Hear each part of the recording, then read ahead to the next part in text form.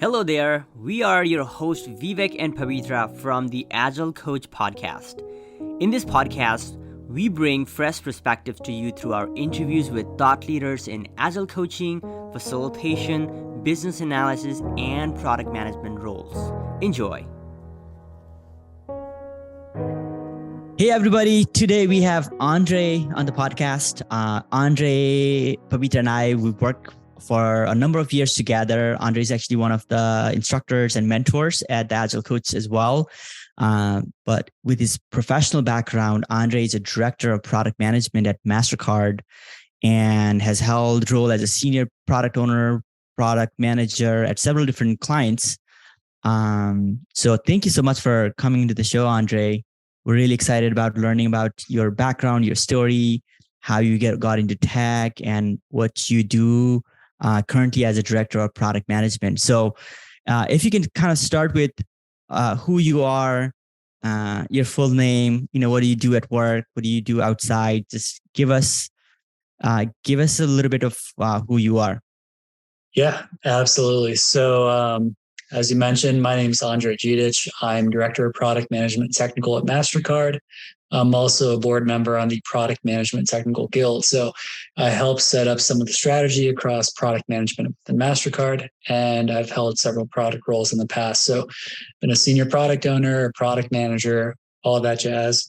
And I actually transitioned into tech out of pharmacy. So I went to pharmacy school, worked in pharmacy for several years, and then transitioned to business school, got my MBA, and then worked with several different startups in the past and whatnot. So that was initially kind of like that my path into product management. So do you want me to go into what I do right now within Mastercard, or what do you want me to? Yeah, definitely. Yeah, let's kind of go into what kind of work you're doing at Mastercard. Sure. Yep. Okay.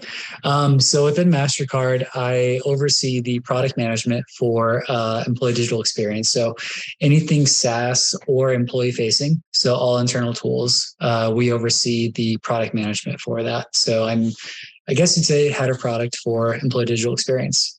So I actually came into Mastercard to help shape the product management practices. So helping them incorporate several of the best practices you see across the industry. And then we oversee basically everything that's an internal business facing tool. So anything from Salesforce to governance, risk, and compliance technologies like Archer, IBM Open Pages, and then all of the internal communications. So the hub, several different technologies around insurance and employee facing, like people and capabilities, HR technologies, all that jazz. So our portfolio is actually pretty freaking massive. So it's really cool to get to touch a little bit of everything, Yeah. Cool. I'm curious, Andrej, like on a week-to-week basis, as you're working with so many product managers, like what kind of things do you guys do for the listeners? A lot of the listeners are probably product owners, product managers, agile consultants, coaches. So if you can help us understand, give a view of what week to week looks like for you. Yeah. So, and unfortunately, I know this may sound like a cop out, but every week is different in the sense that every single day is different. So probably beginning of the year, you're going to see a lot more around planning and the roadmaps and setting up some of the objectives and initiatives that we're going to be taking on. But I focus a lot around metrics and what we can do to improve as product managers. So maybe looking at some of our North Stars and evaluating whether or not we have the right criteria set in place. And then also looking at the overall portfolio and figuring out what can we do to help push the needle to the left as much as possible, right? And then I'd also say, executing. So a lot of times when we look at product management, you see people talk about the strategy, but execution is still definitely a massive component, even when you have TPMs and Scrum Masters and product owners, right? So I'd say, every day is different. Yeah. I'm kind of curious, like when you say like very data metrics? What kind of things are you responsible for looking at as a product owner? I'm sure it looks different from company to company, but what are some things that you focused on as metrics? Yeah. So coming in, I was looking at what can we do to implement some essentials of product management, right? So when I think about product management, you really don't have a successful product if you don't meet product market fit, right? So when you're thinking about it initially, you might think, okay, how quickly are we actually pushing things to the market, and are we meeting that equilibrium point? But for me, what I really started to care about was the predictability. So how in sync are our product managers with our business stakeholders, right? And so because the portfolio is so massive, and I know a lot of people hate on Safe, but I think it's got its pros and cons. But I was looking to synchronize cadences, right? Because you have all these different teams, all these stakeholders, and we're having trouble creating backlogs, right? So I actually set up the essential Safe configuration to synchronize the cadences, but also to actually implement predictability. And so with how we kind of structure our backlogs and our portfolio backlogs, we have, right, epics that trickle down from initiatives. And from those epics, we have features. So as these business stakeholders are making requests, I want to make sure that the teams are in full alignment. So we're not having scope creep or, too many sudden changes when it comes to features and different projects that these teams are looking to implement. So predictability is a massive one that I've been looking at. The second one I've been looking at is commitments met. Right. So are we actually meeting the commitment deadlines that we put in place? If not, why not? Right. So that's where certain metrics like cycle time and lead time come into place. And we look at, how long are products sitting within some of these phases. And then you also have product specific metrics. So how satisfied are the customers based on this product? Is it actually solving a problem? Right. So I'd say those are probably the preliminary metrics I'd look at, and that I think, product leaders and product managers should look at. Yeah, definitely. Yeah. Under to that, I'm just curious, how does how do you guys at Mastercard, how do you guys come up with the product strategy? What's your process like? I'm just curious. So I think it depends between every team, right? Every team's going to operate differently, which means we're going to set up our strategies a bit differently. With us, we're really integrated with our engineering leadership, right? So nothing goes unless we're in full alignment with the engineering leadership. So let's say that our operational stream has certain high priority items that they want to take on. Well, then we need to align with engineering leadership and figure out what the effort associated looks like, and then what their capacity looks like. And from there, we start to prioritize. So I know when I mentor people, I often force them into going into two different prioritization strategies. So a qualitative and a quantitative one. The reason for that is you can have so many things that sound great on paper. They're solving a user problem, but do they actually meet some of those criteria when it comes to effort and then time criticality and risk reduction? So I'd say, to give you a TLDR, you work closely with engineering every single day, and you make sure that we're capturing the best prioritization strategy. Yeah, no, that's so important, because I remember working, in an organization where I just felt like business had like different priorities, and IT, engineering leadership had different priorities, and used to collide just so much, because when they weren't in sync, and, IT leadership had one priority and business had other priority, then the teams were just kind of overworked. They didn't necessarily know what they could handle. And, obviously they, rolled out Safe and things like that. But even with that, just knowing that we're on the same page, but IT also IT leadership knowing how to also communicate with business, because business is funding IT, but then I'm sure they have their own priorities, and not being able to sync I've seen it to be very detrimental, just on how people show up in work. So that's cool that you guys do that. Well, and it's funny you mentioned that. So you have all these business priorities. Like, let's say you're building out a product and they want you to take care of all those functional necessities, right? Mm-hmm. What about your tech debt? Yeah. Right. Are we actually accounting for the architectural runway work? Mm-hmm. If not, we're satisfying the business need, but our scaling capabilities are seriously going to succumb to some issues if we don't take care of that, right?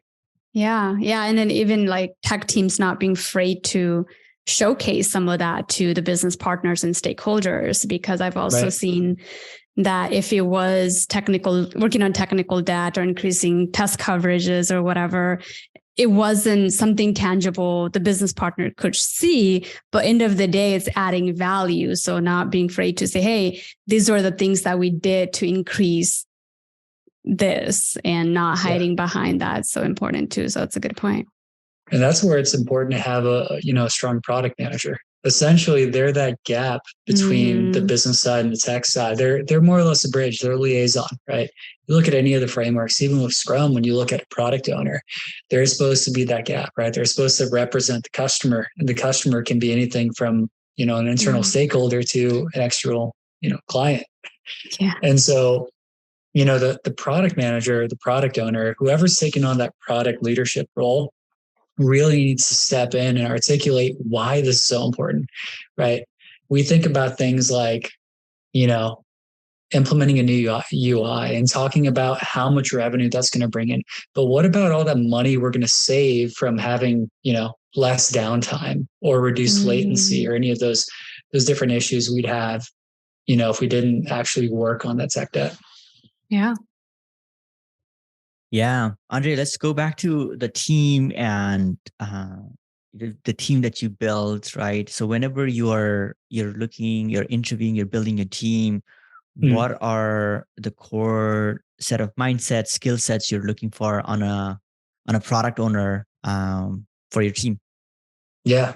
I talked a little bit about how Mastercard and any organization, like it is team specific. So, whenever I interview people, the first thing I want to know is, what does the hiring manager want? And if I'm the leader looking into it, I'm going to consider what are the gaps that we have, right? So what I've done in the past is I've essentially conducted like a gap analysis and figured out, what are we missing from a team? And usually for product managers, some of the key things I look for is, are you, a good communicator? What's your communication style? And are you aware of that style, right? Because I've dealt with people who are very long-winded, right? That's not always great when it comes to communication, because you need to stop and listen, right? The second thing is, I think it's a given that coming into any product interview, your stuff, right? So if you're a product manager, you need to know about prioritization techniques. If I ask you about prioritization, you can't give me at least one or two, you're probably not going to get hired, right? So, understanding like where Rice, Kano, Moscow, WishShift, any of those, factor in, I think is incredibly important. And then the second thing, have you worked with any cross-functional teams? So have you worked with cross-functional partners, like let's say a BizOps team or a UI UX team? How closely do you work with engineering? Sometimes you're going to work directly with them and you'll be a product owner, right? You'll be helping, decomp some of those features into user stories, help gather requirements, set priority of the backlog. Sometimes you're going to be purely strategic, right? And looking at what's the go-to-market strategy, right? What's the penetration point? What's pricing look like? So, it does depend on the team, but you have to know your product management and you have to be, able to communicate well, and then make sure they like you, right? If you're not, putting your best effort there to connect with the person interviewing you, you're probably not going to get the job, just because you want to like the people you're working with, right? Same goes for the people interviewing. When it comes just on the line of just interviewing, I guess I'm kind of wondering, just if we were to take a couple of steps even back, You've kind of talked about the essentials of product management. If somebody just kind of came across this podcast and they're like, what the heck is a product management? I mean, a lot of people have an idea, but like, how do you define just the essential of product management? What is that to you? Yeah, well, I guess let me start by talking about what my definition of product management is. So product management to me is making sure that we are responsible for the ultimate success of this product, which means a product manager needs to understand what's the problem, why are we solving that problem, who are we solving that problem for, and then based on this product's where it fits within the life cycle, how can we optimize this product to increase its longevity or penetration point into the market, right? So essentially, do we know what problem we're solving for, and can we build something to remedy that problem? Yeah. In a way, you're, CEO of that product, like the success of that product and what value or revenue. It's also going to provide for the company, right? Like that's, and I'm glad you mentioned CEO of the product. So I think that's the best way to explain a product manager to someone who's not familiar with it. I used that terminology in the past and come across product teams where, product management doesn't have that autonomy to actually own the end-to-end life cycle of that product, right? Which is a shame because that's how, that product owner role was conceived, was to provide more autonomy to your traditional product manager.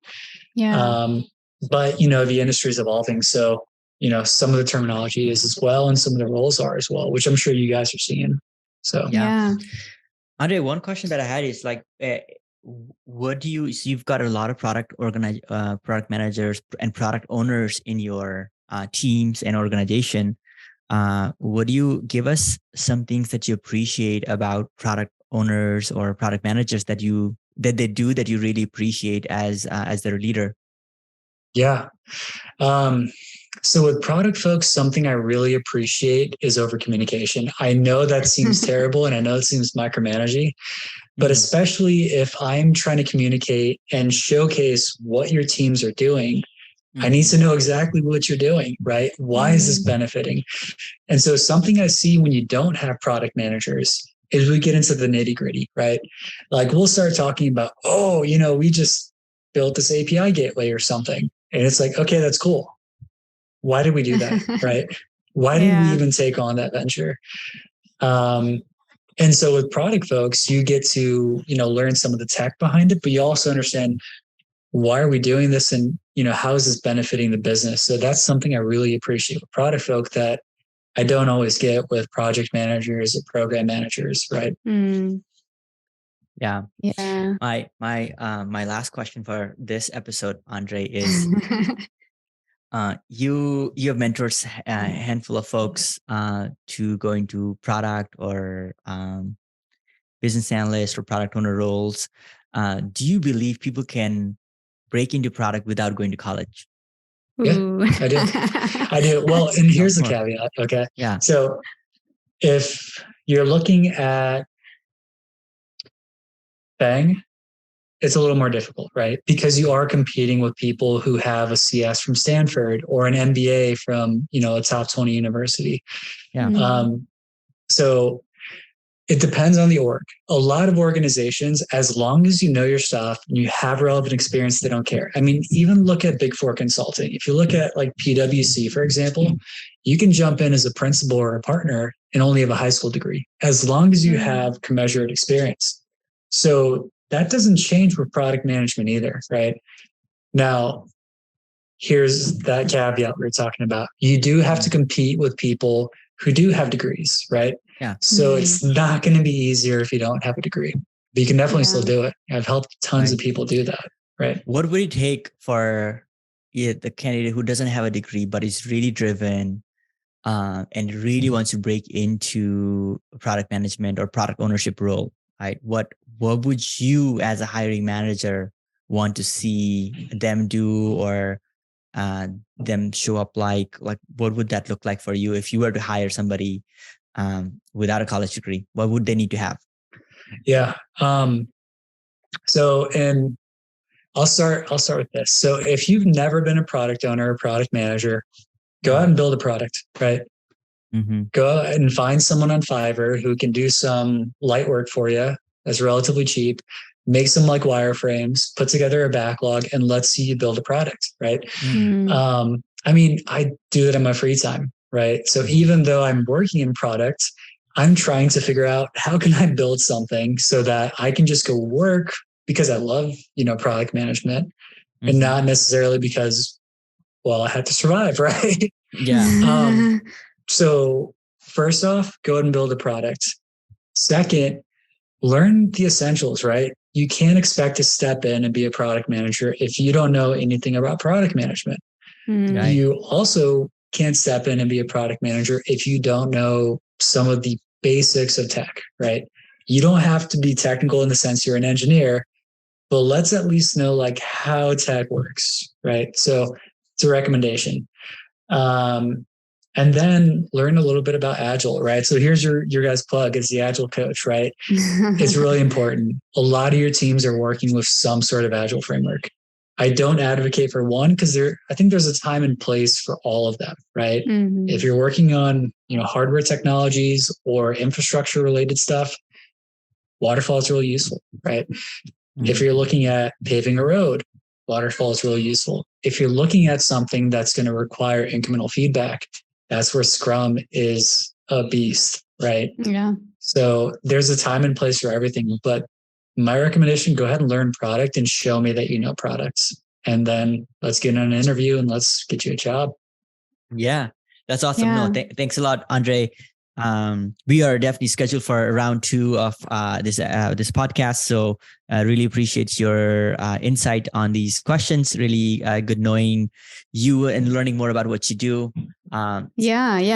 We've worked together, but it was nice to see like how vast of work that you're kind of doing. Because we've known each other, and you started as a product owner, and so it's really cool to see the impact that you've kind of created by creating all these product managers at your organization. Yeah. So absolutely. Cool. All right, that's a wrap with this episode. Thank you for listening till the end. We hope these podcasts are providing value on your Agile journey. If you haven't visited our website, theagilecoach.com, we highly suggest you for other courses and supporting material on your journey. You can also get access to our self-paced courses or learn more about the live training that we provide to become a Scrum Master, product owner, product manager. With that, we will see you on the next episode. Love and best wishes from the Agile Coach.